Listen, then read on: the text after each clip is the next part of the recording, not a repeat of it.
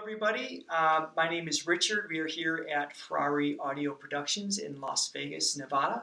And this is Ryan. What's your last name? Wechta. Wechta. You can tell how close we are.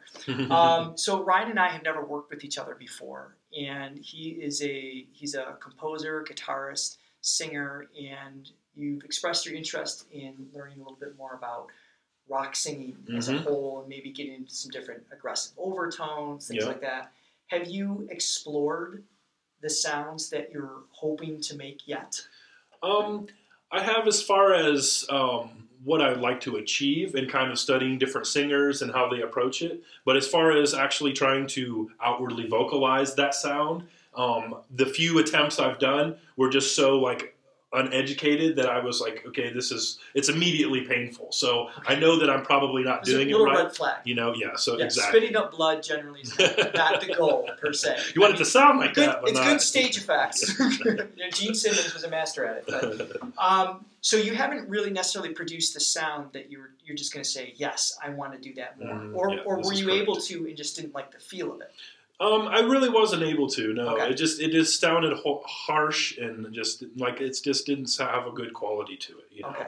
Versus my singing voice, which both still needs work. Both are singing. But yes, well, okay, my clean singing voice, which I feel like it needs more development, but it doesn't feel wrong when I do it. Okay. If that makes any sense. Absolutely. So what are you doing right now as far as preparing your voice? Like, do you have warm-ups? Do you have a routine that you go through? Yes, I do have a warm-up scenario that I kind of was taught from that one lesson that I had with Corin, of just a typical kind of and going through that, going through some scales, doing the kind of doing that, which is a question I've had, is like, what does that accomplish when you do the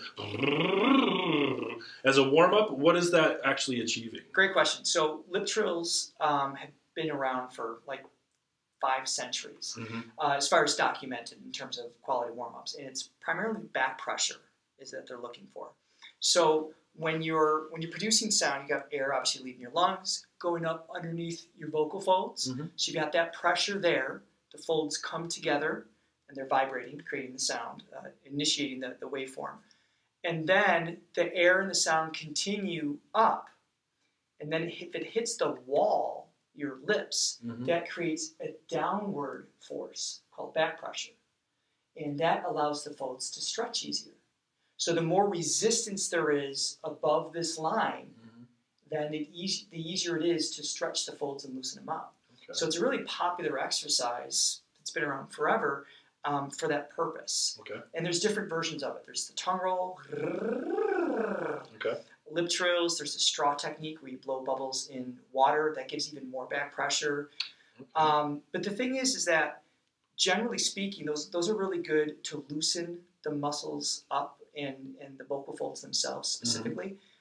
But it doesn't actually train you to sing. Sure. So it's it's kind of like stretching legs. You stretch your legs before you run, but stretching your legs doesn't make you a better runner. It just gives you accessibility to whatever your skill level is. Sure. Does that make sense? Yes, absolutely. So personally, I'm a fan of doing lip trills kind of on an as-needed basis, as opposed to the routine every day. Yeah. So if I'm singing aggressive, if we're doing some rock singing and my voice is a little beat up after the show, or I know I'm going to beat it up a little bit before something, then I'm going to take on more therapeutic exercises like lip trills to loosen them up more. Okay. Have you noticed with lip trills you can reach higher notes easier? Yes, I have, yes. Yeah, so that's basically what it is. So then, and hum, is closed mouth. Ooh is a little bit more open, ooh, then E more open, ah fully open. Okay. So the more open you are, and the less back pressure there is, typically the range kind of shrinks a little bit. Sure. As far as a healthy, functional range goes. So it's the main purpose. But I would recommend do them, but try to work them in as an as-needed scenario. And by doing that, by not doing the same routine day after day after day, your mind is going to be more engaged. Okay. It's like when you come back to something after a week, it's like, oh wait, how do I do that again? And you pay more attention to yourself. Yeah, you're not just going through the motions. Exactly. You'll get more out of it. Okay, great. Okay. So, but that's a great warm-up as a whole. If you notice, so the version I did was with a glissando or a siren. You may have heard the term before. So let me take you through a couple of those, so I can kind of see mechanically just what you're doing to start with. So we're not getting into the rock stuff yet. Let's just see mechanically what your habits are, kind of build into that. Okay? So let's just run a couple of them. Let's do... Give it a try. Good. So lip trill trigger the whole time, but I want to change something immediately. Okay? The amount of air you took in. Yeah. Like you look like you're ready for some death metal. Like we're already in the chorus. Like at the end of the set. There's no way you need that much air compression to go. Right. Sure. So the more air you take in, the more physically you have to manage. It's more work. And this is a real issue for rock singers, because if we think of a thick sound, gritty sound, whatever tone it is, you need a lot of air to produce that. Yes, you need more air typically than a clean sound, but not necessarily all of it, right? Yeah. If you can, it's really a game of minimalization. So the less air you can take in and still produce the sound that you want, the better, because that means you're more apt to be able to sing for longer and more efficiently. It's less abuse, less pain, right? Yeah. And that was one thing that I noticed as far as like kind of starting to sing is my ability to control my breath. I was spending so much time paying attention to that. It's like, okay, do I take a really big breath? And then I feel like, I'm pushing out too much air and then running out of it too quickly. Whereas if I don't take enough, then I feel like I'm, my notes die out and I can't sustain a note. They start to get real, wavery and too much vibrato and but then not in a good way, so. Right, and that's exactly it. So, but we address this in the warm-up, right? Because that way, even though it's a lip trill and the reason why I say they're not really skill building is because we don't sing with the lip trill. We don't sing with that much back pressure. Yeah. However, we still want to have good form. And I refer to what we're doing right now as being in the vocal gym.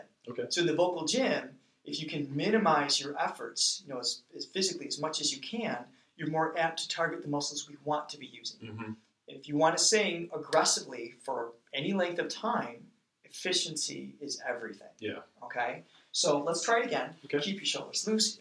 Just close mouth sniff. You'll have plenty of air. Okay? Let's try it again.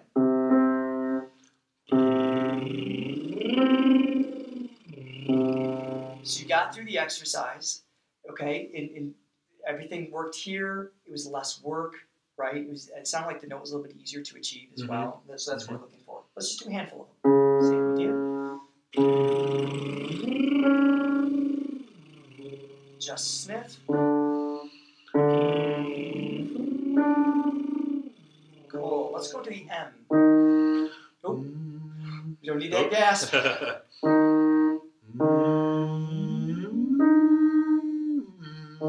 Let's do a scale version. So we're just going to do a... Try. Breathe in. Good. Same one. Good. So you got a nice low volume, which is good for warming up. You got not a lot of air pressure coming underneath the folds. We're just trying to loosen them up, right? But I did notice as you went for higher notes, this is a really common thing. We think up because we use the term higher notes and up, right? But really that's just that concept, that phrase comes from the idea of the written music. This note is above this note, right? But it's not actually up or down. So if you tilt your chin up and your eyebrows are lifting, you're using muscles you don't need. You're activating muscles that have nothing to do with it. And this may seem trivial for a warm-up, but this is reflecting the habits that's going to show up when you go to get aggressive. So when you hit the gas later on to get more aggressive tones, all those muscles are pre-trained to trigger, and that's going to be a ton of tension, and that's where that pain's coming from. So to develop rock singing, in as far as the vocal gym goes, initially you just need flexibility. You need to loosen everything up. Does that make sense? Yeah, absolutely. It's the same idea with any physically aggressive sport, like football, boxing, things like that. It's like you got it. What's the famous quote? Float like a butterfly, sting like a bee, right? Yeah. So it's like your body's got to be loose. It has to be agile and responsive in order to strike efficiently. Okay. That's like the code of quality rock singing. Sure. If you want to do it for a living, as opposed to, you know, once or twice a weekend, and then you have to cancel 4 shows. And you know, that whole swing, which we've all seen. So let's try it one more time. So you can keep your neck loose and just keep it really simple here. And if the note gets too high, just let it disappear. Okay. So it could be. We're not singing yet. It's just the vocal tone. Sure. All right. Try it again. I'm gonna go one more. Keep it easy. Let it go. Coming down. Sniff. Don't punch the top note. There you go. Yeah. Do you notice the difference when you're thinking about those other aspects? Yes, I absolutely do. Yeah. So this is going to set you in motion for the ultimate goal to be able to sing more efficiently is quality time with the basics. It's foundation building. Yeah. Right? If you were to teach me guitar, right, because I'm not a guitarist, so I would imagine it would be kind of the same deal. You know, it's like I would pick it up, you'd be like, whoa, it's like your shoulder's too high, you got to relax it. Sure. You're holding your pick too tight. Stop bending the strings out of tune. You know, I'm just trying to figure out the chord. It's that intention, right? That aggressive intention to do good creates more problems. Yeah. Right? I know just enough about playing a power chord to know to not play guitar. You know, obviously, it's going to take time and effort because I'm bending the strings just to kind of, you know, do a bar chord. Yeah, and that's and it hurts my finger and, you know, all that stuff because it's not efficient. Yeah. Same thing. But what makes it more difficult is that you can't see, touch, and feel these muscles. Yeah. You know what I mean? Okay. So that's kind of where the mystery comes from for rock singing. It's like, you know, what do we do? Because we can't just see what's going wrong. Sure. Absolutely. Okay. Any questions so far? No, it's all been helpful so far. Great. So that's kind of the type of exercise you can do initially. Low volume, just stretching, loosening up, being head to toe, really. You can do yoga and stretching, that whole thing. Get your body loose and responsive. Okay. Now, you mentioned earlier clean singing, clear singing in your songwriting. Yep. So I thought what might be kind of cool is to maybe you can give us a short demonstration, but maybe just a verse or a chorus of something, just a cappella, so we can hear mechanically how you're singing right now. And even if it's not the intention of that to be aggressive, we can kind of use it as a model. Okay. You know what I mean? So because the whole point is that I want you to have choices in how you sing and what degree of overtones that you might want to add to it. Does that make sense? Yeah. So you can sit, stand, whatever you're comfortable with, and give a little demo. All right. Oh, I should say, is this a clean demo? Yes. Okay, making sure we're not promoting alcohol brands or any swearing or anything like that. Not at all, not at all. I got your mom. I got you covered. It may take me a second to find the pitch. I'm kind of new at that. Do you know the chord? Just if you give me a C sharp. Yeah. Okay. Deconstructing our souls, existence dissipates, energy reallocated, evaporate till nothing remains. Nice. So let me ask you.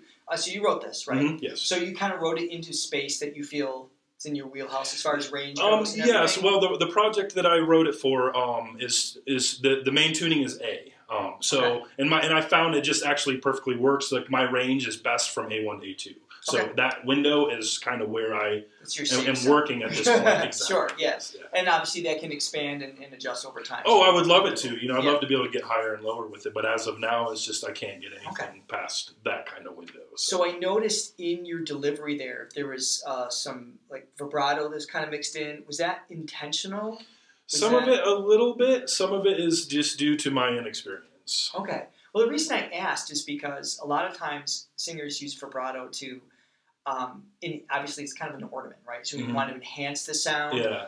or it can be to mask a sound. You know what I mean? It's kind of like if you don't trust yourself on the pitch. Well, that's something I used to a do little all the bit time. why I was kind of doing it is it helps me sort of center in on the pitch, you know? Yes, because so vibrato is like the average. Yeah, exactly. You know, the note becomes the average of the vibrato. Mm-hmm. So what I'm going to have you try first is I'm going to have you do the same chorus, maybe just half the length. I'm going to strip it down to its bare bones. So use the words, no vibrato, no texture, because you kind of add like da-da. It had some like cool qualities to it. Mm-hmm. But for the sake of bringing it into the vocal gym and studying it a little bit, Okay. let's hear more of a bare bones version. So make it very uninteresting. Okay. Okay?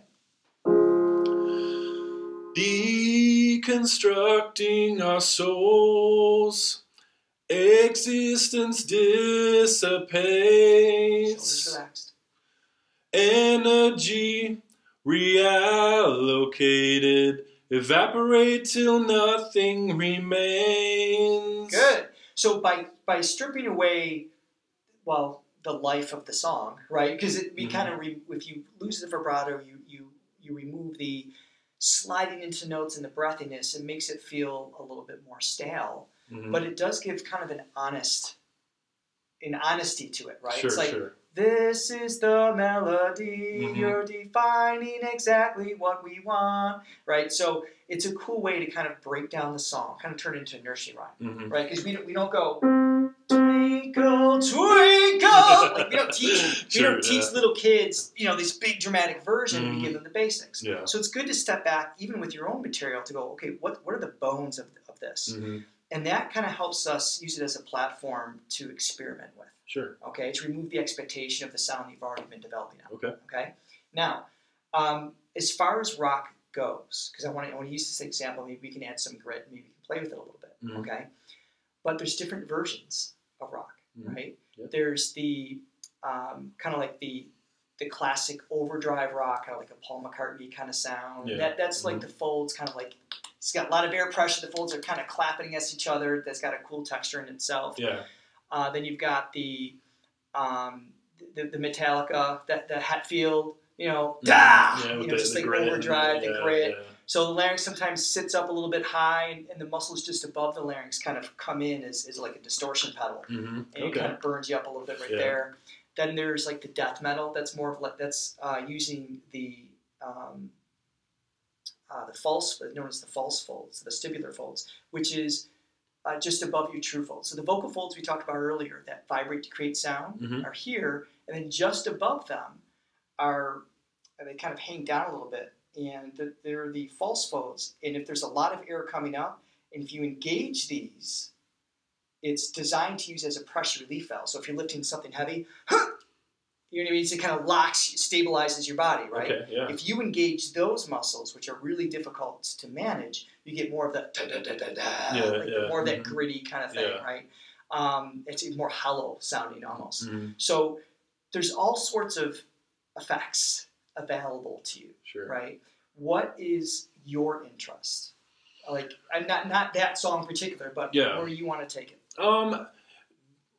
Kind of the thing that's kind of more like a angry yell, you know, as opposed to like I don't really want to scream or be like, you know, kind of like a screaming sing, sort of like Axl Rose or whatever, where you're like you're yelling in pitch sort of thing. You know, I'm not looking to do that as much. So you don't want a yelly sound, but you obviously you want in pitch with grit. Yeah. Right. Okay. Yeah. But tone-wise, you don't want it to make it sound necessarily like you're yelling at somebody. Well, I kind of do. Well, I guess I kind of do want the yelling sound. I guess it's sort of hard to define what exactly that I'm looking for because I want it to be sort of unique. You know what I mean? I'm not trying to go like I want to sound exactly like this. I kind of want to build my own thing. Absolutely. You know? And I wasn't suggesting to go in one of those categories. Yeah, absolutely. But just examples of. So the cool thing is obviously we're all unique in our own tone. Your speaking voice has been cultivated over the course of many years, just mimicking sounds and singers and mom and dad when we were little. So you've already created like a fingerprint of sound that is Ryan. So in order to kind of build off of that, we don't want to mess with the fingerprint, the uniqueness, but we do want to play with other triggers to add to it, Okay. and to what degree. Sure. So you want to do in-pitch singing, not necessarily the death metal. I don't want the low guttural stuff. Right? Yeah, Okay. or no inhalation, but. Cool. So flexibility that we already talked about, Mm-hmm. just stretching out is big. You want to have that aspect to it. The other thing that you really want to have is to be well hydrated. Mm-hmm. Are you pretty good about that? Yeah, absolutely. Okay, good. And that can turn into a whole other hour lecture in and of itself. But be hydrated. Yeah. Be hydrated, everybody. Vitamins too. Even if you're not rock singers. Yes, vitamins too. Sleep is really important, okay, which can be difficult if you're juggling a job in a band, late at night gigs, traveling. I mean, you travel around the world, and the one band is a guitarist, so it's like you're in other countries and time zones. It's really tough to get that into place, but that's a big deal as well in order to have the healing qualities that we get when we sleep is vital. So if you're, basically what I'm suggesting is the more at risk you put your voice, the more attention you need to give it around that time, right? So if you're only on stage for, 2 hours, it's the other 22 hours that really matter if you want to count on it the next time. Absolutely. So even if you beat yourself up, that's fine, but it's what you do around it. And going back to the athletic mentality, boxers, it's like they train 24/7 for, a 3-minute event. Yeah. So it's all the times in between the event that leads to those moments. Okay. So there's a level of dedication, and some people just have a great sound that they love, and they didn't really put any work into it. That's fine, but then that has other costs to it, right? Consistency and other things that go along with it. Great. So if we go back to that melody, can you give me the first 2 lines again? Deconstructing our souls. Cool. So let's take just that line. Now, it's relatively low in your range, okay, because we heard you stretch higher.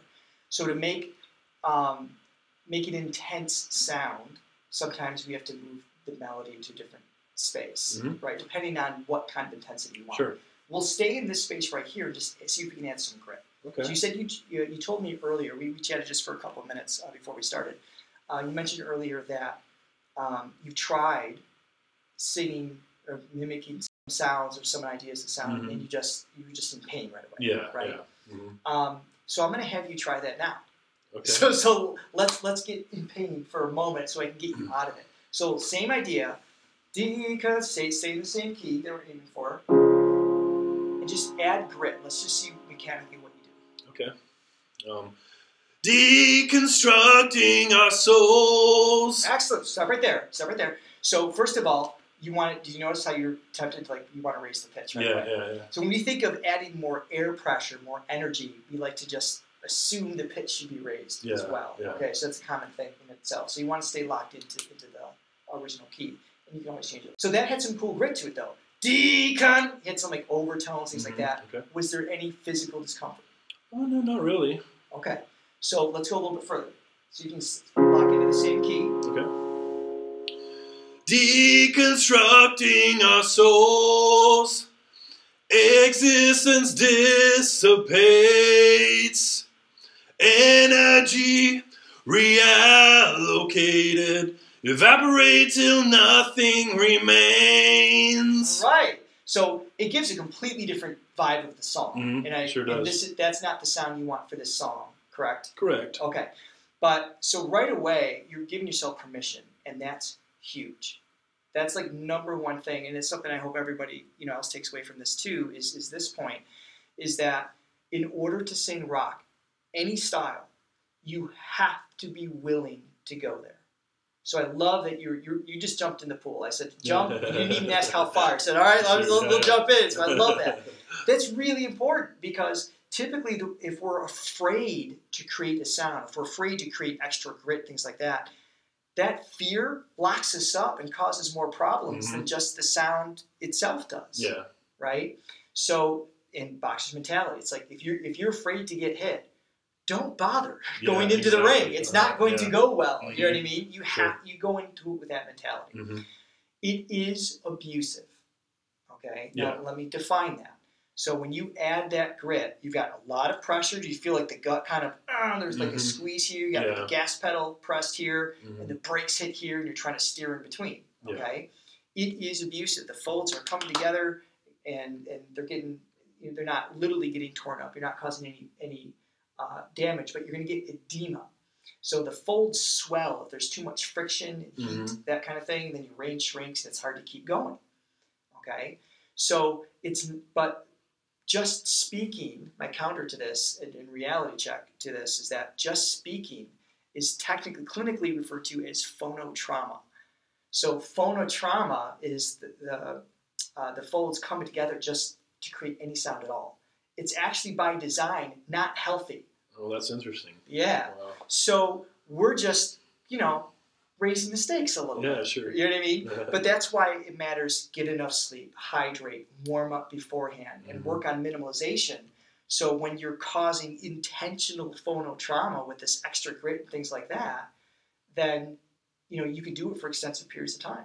There's no reason you can't do 4-hour sets night after night after night, right? And still execute the same thing. If you manage your body, take care of your instrument, and you sing with a minimal effort to get the sound that you want. And that's really the game. You have to ask yourself, if that was the sound you wanted, okay, you then have to ask yourself, okay, how can I get this sound that I like with less work? And that's the game you have to constantly ask yourself. It's a bit of a model. It's like, okay, I like that. Now can I get the same sound with less? Let the microphone do the work for you whenever you can. Yeah. You know what I mean? So let that amplify you, and you focus on just get the tone that you like. Yeah. Okay? So go ahead. That was one thing that I've kind of noticed too, like kind of experimenting and sort of starting to learn how to sing and practicing with it.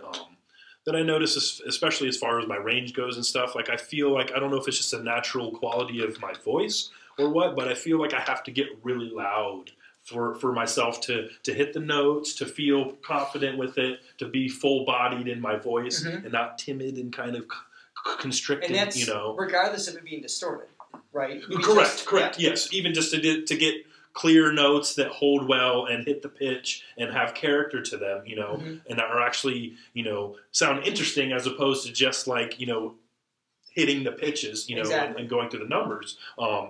Is that something that I could work on too? Is that an efficiency thing that I can actually achieve what I want at a lower volume? It's definitely a skill thing, okay? And efficiency, I'll play it in the same thing.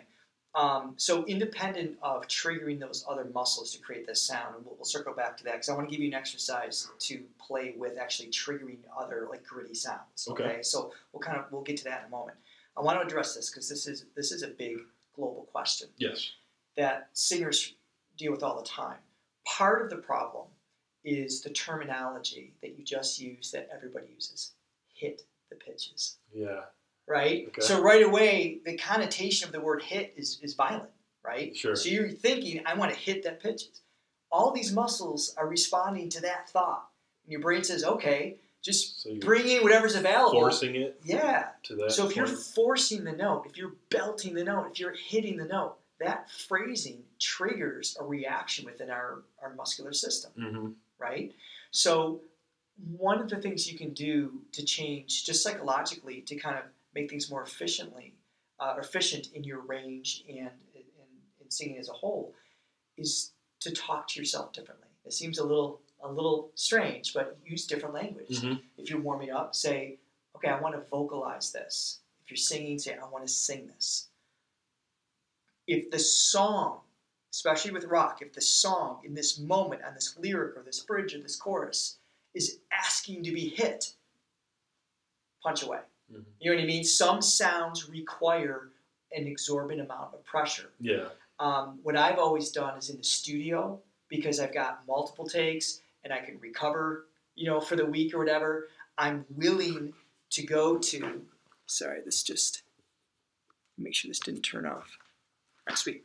I'm willing to go to that extreme and maybe lose my voice for a day or two temporarily because I just beat myself up because I hit because I knew that chorus needed that moment. Yeah. And then live, I'll have the other, I'll ask the guitar, say, can you back me up on this chorus, make it a little bit thicker, or certainly just back off a little bit.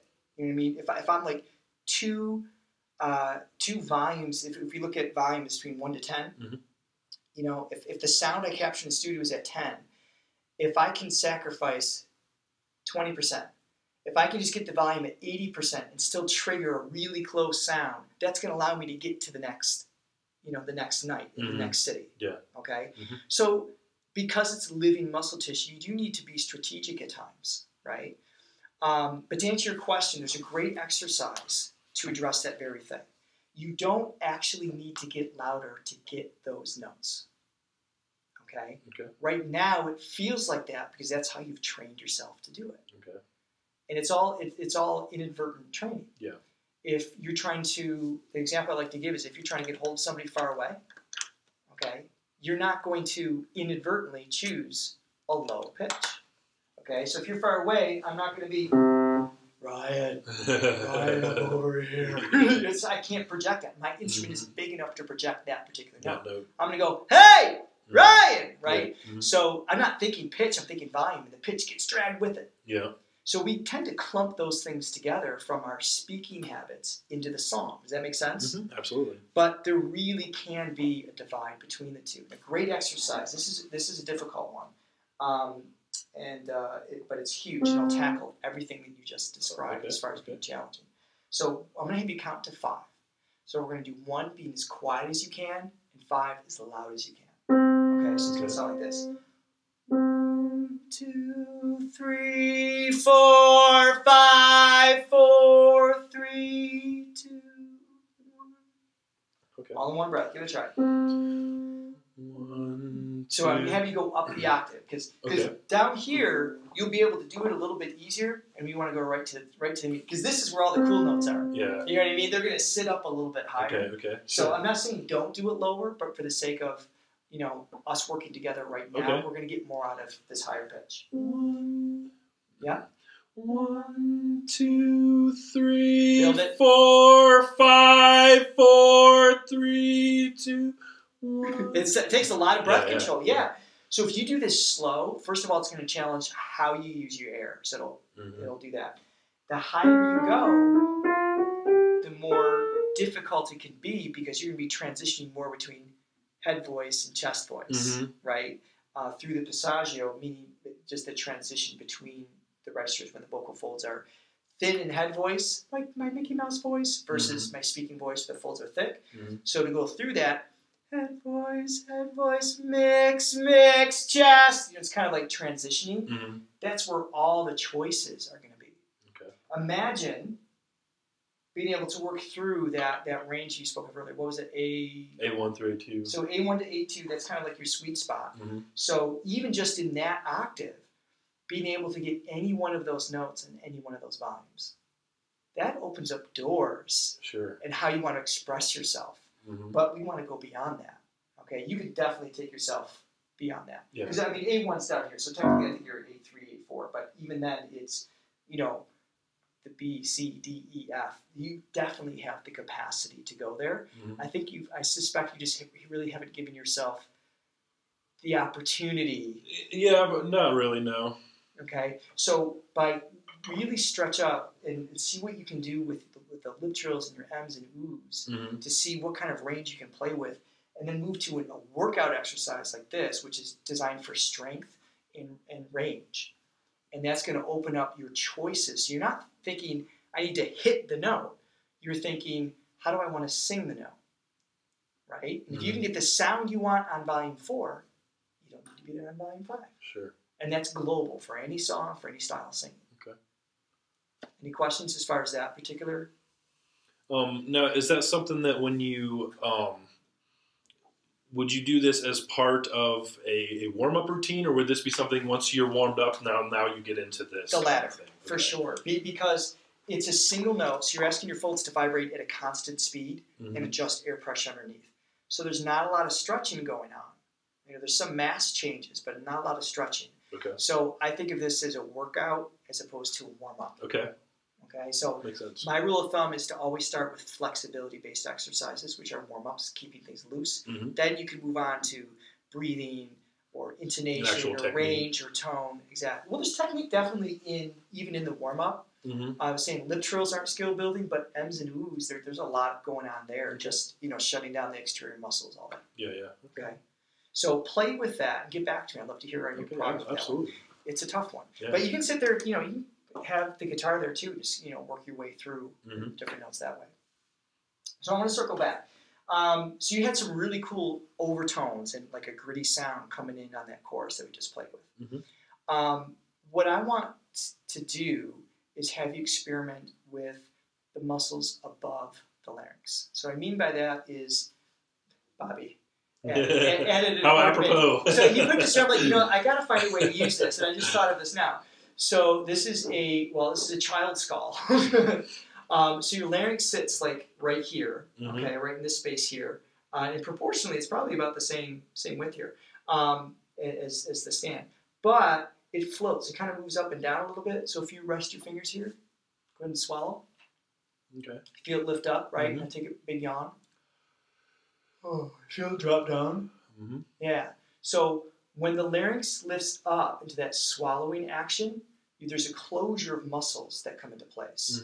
And we can use them to create distortions, kind of like a distortion pedal after the frequency has already been created, right? So you know, if you're playing on a clean channel with your guitar, and then you hit the pedal, nothing has to change here. Your facial expression changes because now it's like, you know what I mean? It's like now we're doing something cool. But you don't have to pluck harder. You don't have to hold the string down harder or grip the pick differently. So you play as efficiently as you can here, and then a different group of muscles, so to speak, are activating the sound. Does that make sense? So this is much more connected than your distortion pedal on guitars. It's a really generic example, but you know, you can have more air pressure coming up from the trachea, triggering the folds, and if they lift just a little bit and these muscles engage, you can create a lot of cool stuff. And that's basically how you created the sound that you already did. So what I want to do is I want to give you an exercise that helps kind of release some of the muscles along the back and the front of the pharynx. That's the part of the throat just above the larynx where it kind of floats up and down on. So it helps release them so you're not over-triggering too many things, and we can experiment with some different sounds. Okay, cool. Okay, and the way we're going to do it, it's really awkward. Okay, so we're going to have your thumb. I'm going to let you use your thumb. It's not going to get weird. And I'm going to have you press up against the roof of the mouth. So the thumb's going to be right towards the soft palate. Not so far back where it's going to trigger a gag reflex or anything like that. Should we get a bucket from Bobby? No. And we're going to press up fairly firm. Okay, what that's going to do is it kind of paralyzes is too strong of a word, but it minimizes the from the soft palate to the muscles that kind of like string. I want to use a stringy word, but I can't think of the actual word. But anyway, the muscles that come back like that, we want to kind of release them as much as we can. Okay, and that way we're not stressing too much. So it's like this. I'm going to have you do an ah. Perfect. Now, so I'm going to move you around. Let's try this note. So you're down here. I want There it is. So we're going to play right there. Start just on that note. So we'll start right on that one this time. Now, I'm going to have your tongue relaxed forward and you have it touch your bottom lip. Okay? And as you make this sound, I want you to add the distortion you were playing with in the chorus. So example would be this. Give it a try.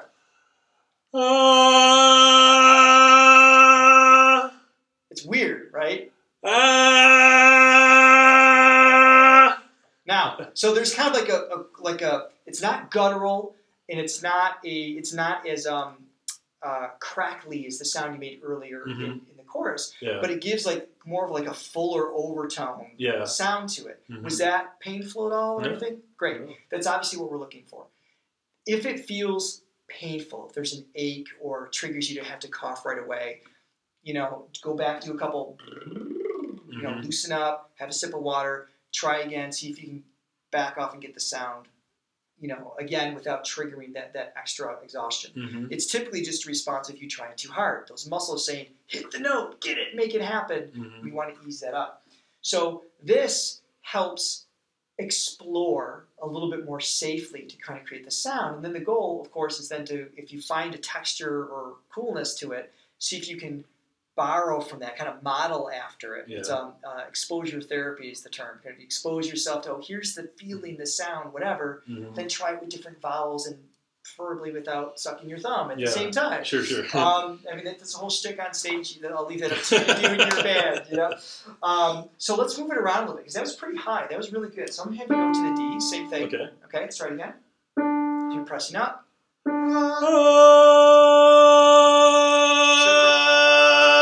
Yeah, bring the distortion in without your whole body. Okay, neck loose.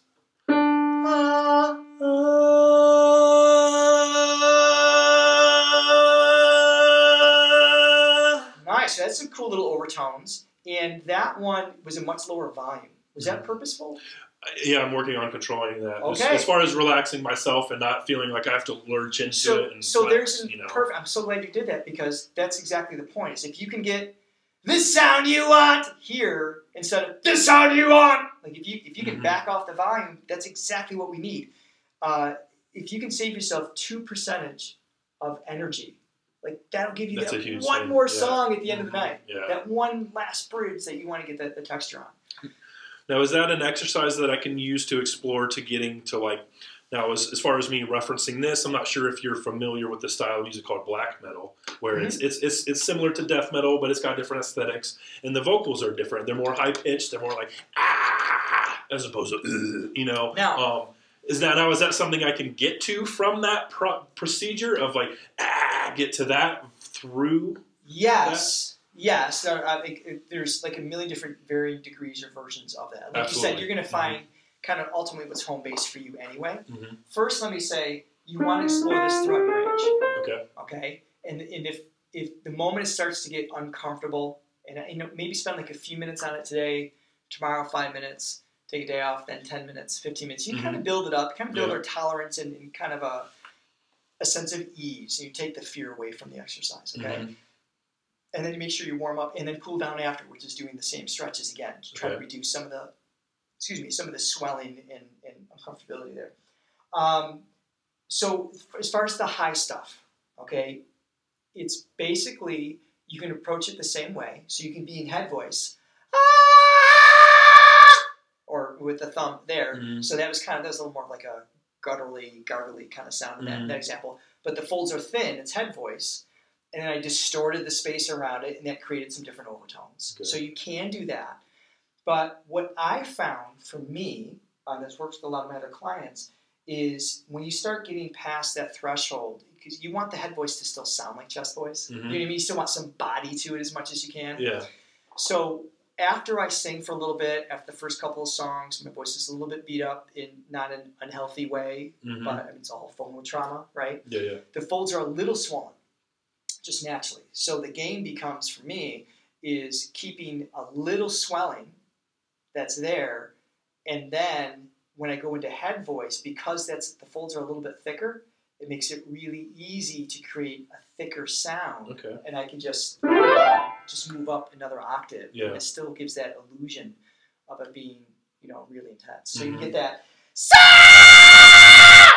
it's like it's head voice, but you can hear, the other muscles jump in and grit and everything else. If you notice, I didn't take a big breath. Yeah. I didn't have to overexert myself. And I can get a sound that is interesting, for at least to me. Yeah. I mean, if it's to anybody else, I don't care, because it's my voice. And that's the sound I wanted. And that's part of the art too, right? Yeah. And this exploration is finding a sound that you're looking for. Yeah, exactly. So when I'm up there singing a rock song, I like that element to it, because I enjoy that. You know what I mean? And some people do, and some people don't. And that's art.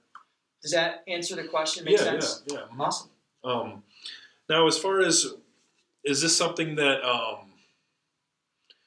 like, what could you give me as far as, if this is too advanced, just let me know, but as far as, like, now, once I develop that, like, aggressive style singing, whatever path I end up going down, within the same song, going between that real, like, complete distortion and then clean, and kind of bouncing back and forth within the same song. And well, that's actually a good thing. Is there an approach to that, or is that something that's just like, once I learn how to use that distortion, it's going to be a natural aspect going between the two, because I've learned how to control that? float like a butterfly, sting like a bee. Okay. You know what I'm Perfect. saying? Yeah, so it comes back to just having, still having a clear tone available, and it's just those moments. The whole point is to have intention. If you can intentionally add just what you need to get the sound you want, and then let go when you want, you're less likely to build up, you know, a lot of physical swelling, but a lot of bad habits mixed in with it too. You have to keep letting go and keep loosening up in between. So it's better, much better, if you just sing clean verses and occasionally go gritty or whatever, as opposed to the whole set all night. It's a lot harder to balance, and still expect to have the range maybe that you're looking for. Okay, cool. Okay. And that's the whole thing that you showed me with the pharynx and like bringing in other sets of muscles to do the distortion. That's like that's an aha moment for me. Like, because when I've always tried to do the aggressive stuff, you know, I was like, well, it's got to come from deep down inside, and you know, it's just, and then that's why I get 2 seconds into it, and I'm like, and that growl you just did does require more air pressure. But again, if you can get the same sound with less, you may not even consider that. Right? There's just this expectation of singing equals more air than speaking. Rock singing requires everything. You know what I mean? And it's just not true. Okay? So learn to just back off and keep exploring and experimenting with it. So cool. Awesome. Thank you so much. Cool, man. Well, it was awesome having you here, and thank you for joining. And hopefully everybody watching enjoy this as well. Feel free to give us any comments or responses. I'm happy to answer questions, and I'd be happy to send a link to Ryan's music as well, so you can check him out. If anybody's interested, awesome guitarist. That'd be great. Yeah, what's your band's name? It's called Void. Void is the band's name, and then you got solo projects that you're singing on as well, correct? Well, Void would be the solo project. Okay, gotcha. The other stuff I just play guitar on, so I don't do any singing. So. Gotcha. So we'll hook you up with him, and also links to this fantastic studio that Bobby Ferrari was kind enough to use today. And thank you again for joining us, and I'm sure I'll see you all again soon. Bye.